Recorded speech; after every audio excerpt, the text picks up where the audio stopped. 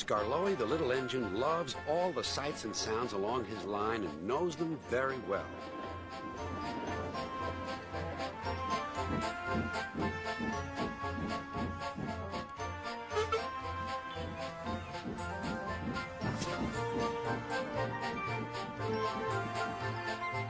One morning, soon after he returned from being mended, he was enjoying his journey more than ever before.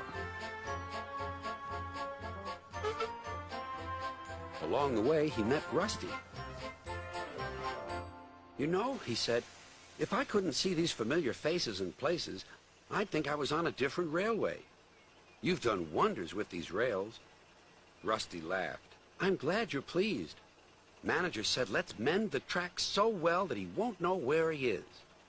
And we did. And you didn't, if you take my meaning." Skarloey liked this hard-working diesel.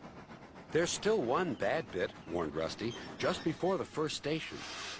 An engine might come off there, particularly Duncan. He will rock and roll along the line. Look at him right now. I hope he doesn't hurt his passengers." "What's that about me?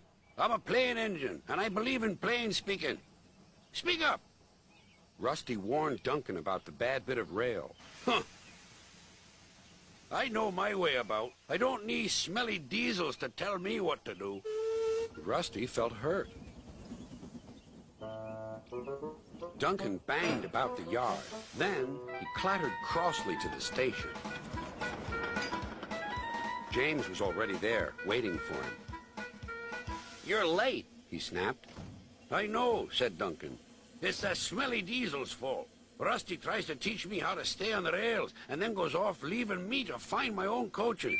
"You poor engine," sympathized James. "I know all about diesels. One crept into our yard and ordered us about. I soon sent him packing."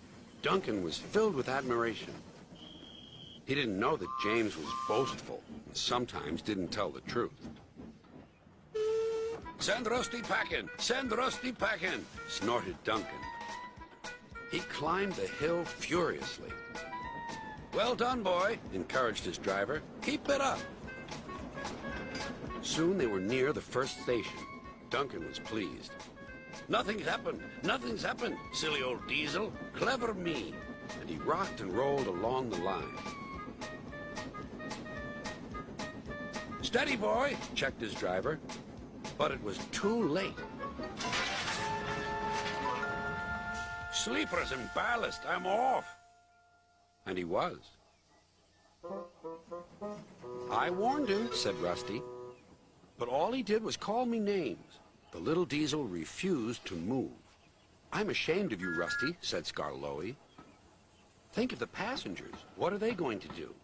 "Oh, I'd forgotten them. Yes, of course. We must help the passengers." And Rusty roared into life.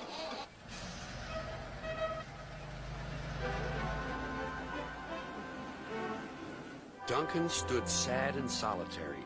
He couldn't rock and roll now. "Oh, dear," he thought. "Everyone will know how silly I am." The passengers had to get out and help, too. They weren't very pleased about that, but worked as hard as they could. They carefully levered Duncan back onto the line.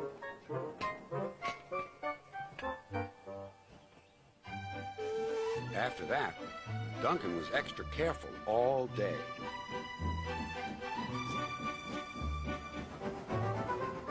At last, evening came. "Rusty," he whispered, "thank you for helping. I'm sorry I was rude to you." "That's all right, Duncan." "I wish all diesels were like you. Let's be friends." "Suits me," replied Rusty. "We'll mend that bad bit of rail first thing tomorrow."